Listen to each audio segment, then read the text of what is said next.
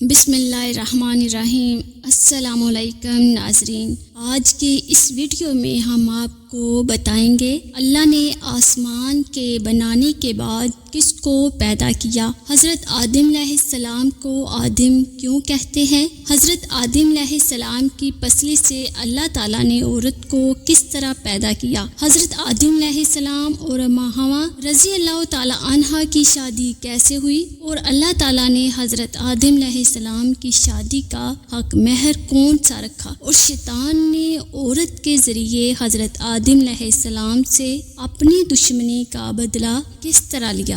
اور حضرت آدم علیہ السلام کو کس طرح جنت سے زمین پر اتارا گیا؟ حضرت حوا کتنی بار حاملہ ہوئیں اور کتنے بچوں کو انہوں نے جنم دیا اور ان کی وفات کب ہوئی؟ پیارے دوستو، ان تمام تر سوالات کے جوابات قرآن و حدیث کی روشنی میں آج کی اس ویڈیو میں ہم آپ کو بتائیں گے، لہٰذا آپ سے گزارش ہے کہ ہماری اس ویڈیو کو اینڈ تک ضرور دیکھیے گا، اور اگر چینل کو سبسکرائب نہیں کیا تو پلیز سبسکرائب کر دیں۔ اللہ کریم نے زمین و آسمان بنانے سے پہلے فرشتوں کو پیدا فرمایا، پھر جنات کو آگ کے شعلے سے پیدا کیا گیا اور ان کے بعد انسان کو پیدا کیا گیا۔ سب سے پہلے انسان اللہ پاک کے پیارے نبی حضرت آدم علیہ السلام ہیں، اور آپ پہلے رسول بھی ہیں جو شریعت لے کر اپنی اولاد کی جانب بھیجے گئے۔ حضرت نوح علیہ السلام کو اول الرسول اس وجہ سے کہا جاتا ہے کہ آپ علیہ السلام کفر و شرک پھیلنے کے بعد سب سے پہلے مخلوق کی ہدایت کے لیے بھیجے گئے۔ حضرت عبداللہ بن عباس رضی اللہ عنہ نے ارشاد فرمایا، بے شک اللہ پاک نے آدم کو جمعے کے دن عصر کے بعد پیدا فرمایا اور آپ کو عدیم الارض یعنی ظاہری زمین کی ایک مٹھی مٹی سے پیدا فرمایا، اس لیے آپ کو آدم کہتے ہیں، اور آپ کی اولاد کو آدمی یعنی آدم والا کہتے ہیں۔ اللہ تعالیٰ نے فرمایا، اس وقت کو یاد کر جب تیرے رب نے فرشتوں کو کہا، میں مٹی سے انسان بنانے والا ہوں، جب میں اس میں روح پھونک دوں تو اس کے لیے سجدے میں گر جانا۔ بس تمام فرشتوں نے ایسا ہی کیا، مگر ابلیس نے تکبر کیا اور وہ کافروں میں سے ہو گیا۔ پیارے دوستو، حضرت جبرائیل علیہ السلام کو وہ حکم دینا بھی آپ کو یاد ہوگا کہ اللہ تعالیٰ نے حضرت جبرائیل علیہ السلام کو حکم دیا کہ کرۂ ارض سے مٹی لے کر آؤ۔ حضرت ابو موسیٰ اشعری رضی اللہ تعالیٰ عنہ نے اس بارے میں فرمایا ہے کہ نبی کریم صلی اللہ علیہ وآلہ وسلم نے ارشاد فرمایا، اللہ تعالیٰ نے حضرت آدم علیہ السلام کو ایک مٹھی خاک سے پیدا فرمایا۔ یہ مٹی تمام روئے زمین سے حاصل کی گئی تھی۔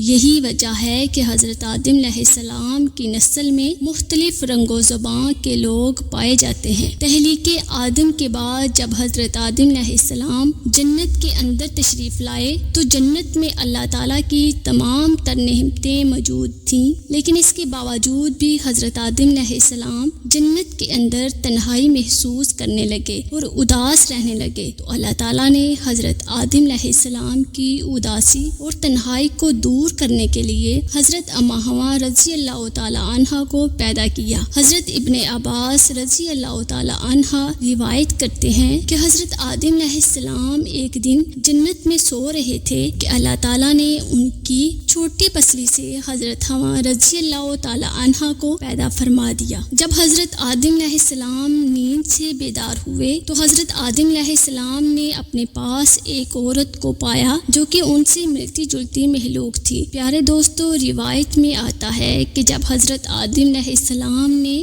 اپنے جیسے خوبصورت مخلوق کو اپنے پاس لیٹا ہوا دیکھا تو ان کی طرف ہاتھ مبارک بڑھانے کا ارادہ فرمایا۔ اس وقت فرشتوں نے عرض کیا کہ ٹھہر جائیے، پہلے آپ ان کا حق مہر ادا کریں۔ تو حضرت آدم علیہ السلام نے فرشتوں سے پوچھا کہ ان کا حق مہر کیا ہے؟ تو فرشتوں نے عرض کیا کہ ان کا حق مہر یہ ہے کہ آپ ہمارے آقا حضرت حضرت محمد مصطفیٰ صلی اللہ علیہ وآلہ وسلم پر 10 مرتبہ درود پاک پڑھیں۔ چنانچہ حضرت آدم علیہ السلام جب جنت میں داخل ہوئے تو آپ نے پہلے ہی جنت کے مختلف مقامات پر جگہ جگہ پر حضرت محمد مصطفیٰ صلی اللہ علیہ وآلہ وسلم کا اسم گرامی لکھا ہوا دیکھا، تو کیونکہ حضرت محمد مصطفیٰ اللہ تعالیٰ کے محبوب ہیں، اللہ تعالیٰ نے اپنے محبوب کے نام سے جنت کو سجا رکھا ہے، تو چنانچہ حضرت آدم علیہ السلام نے آپ صلی اللہ علیہ وآلہ وسلم کی ذات اقدس پر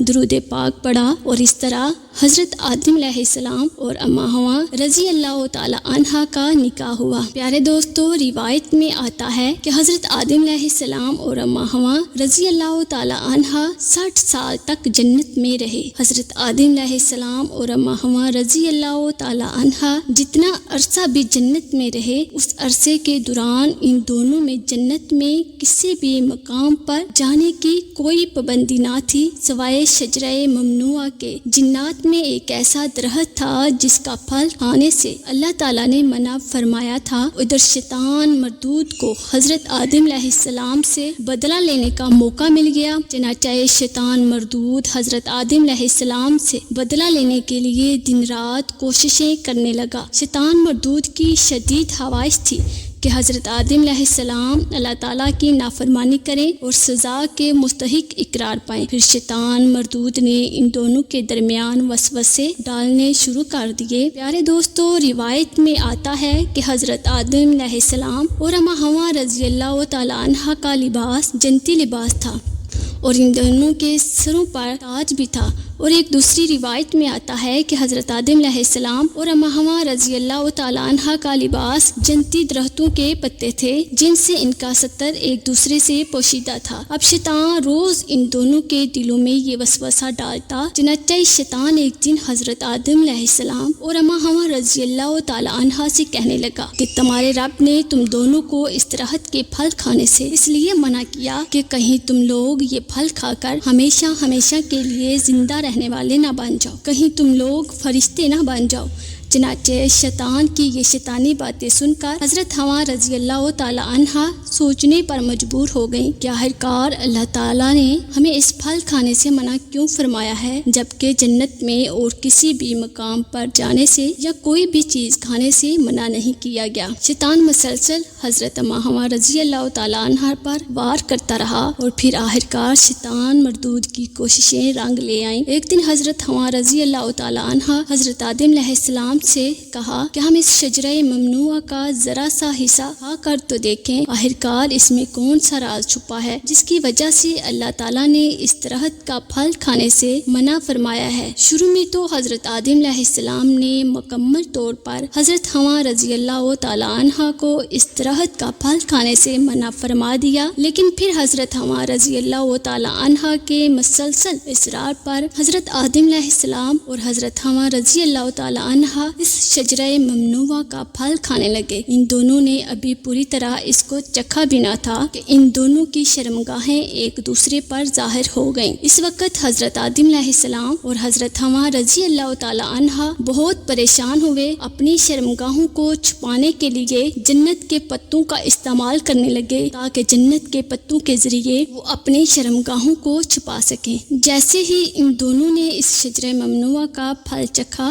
تو اللہ کریم نے ارشاد فرمایا، کیا میں نے تم کو منع نہیں کیا تھا اس شجر کا پھل نہ کھانا اور شیطان کے ورگلانے میں نہ آنا؟ یہ تمہارا کھلا دشمن ہے۔ اس وقت جب حضرت آدم علیہ السلام اور حضرت حوا رضی اللہ تعالی عنہا نے رب کریم کا یہ پیغام سنا تو خوف الہی کی وجہ سے کانپنے لگے۔ اس کے بعد اللہ تعالیٰ نے حضرت آدم علیہ السلام کو اور حضرت حوا رضی اللہ تعالی عنہا کو زمین پر اتار دیا، جیسے کہ اللہ تعالیٰ نے سورۃ اعراف کی آیت میں ارشاد فرمایا ہے کہ اب تم دونوں ایک خاص مدت تک زمین پر ہی رہو گے جہاں تم ایک دوسرے کے دشمن ہوگے اور وہیں مرنا ہے اور اس سے میں پھر پیدا ہونا ہے۔ پیارے دوستو، روایت میں آتا ہے کہ حضرت آدم علیہ السلام کو ہند میں اتارا گیا، جبکہ حضرت حوا رضی اللہ تعالی عنہا کو جدہ میں اتارا گیا۔ جیسے یہ دونوں زمین پر تشریف لائے لائے ایک دوسرے کو ڈھونڈنے لگے لیکن ایک دوسرے کو تلاش نہ کر پائے۔ روایت میں آتا ہے کہ جب حضرت آدم علیہ السلام جنت سے زمین پر تشریف لائے، آپ کے پاس حجرہ اسود اور جنت کے پتے بھی تھے جن کو انہوں نے زمین پر پھیلا دیا۔ حضرت ابن عباس رضی اللہ تعالی عنہ سے روایت ہے کہ حضرت جبرائیل علیہ السلام حضرت آدم علیہ السلام کے پاس تشریف لائے اور گندم کے 7 دانے اپنے ساتھ لے کر آئے۔ حضرت جبرائیل علیہ السلام اس گندم کے دانوں کو حضرت آدم علیہ السلام کو دیا تو حضرت آدم علیہ السلام پوچھنے لگے یہ کیا ہے؟ تو حضرت جبرائیل علیہ السلام نے عرض کی یہ اس درخت کا پھل ہے جس سے آپ کو روکا گیا تھا لیکن آپ نے تناول فرما لیا۔ تو حضرت آدم علیہ السلام نے فرمایا کہ اب میں اس کا کیا کروں؟ حضرت جبرائیل علیہ السلام نے عرض کیا کہ ان دانوں کو زمین میں بیچ دو۔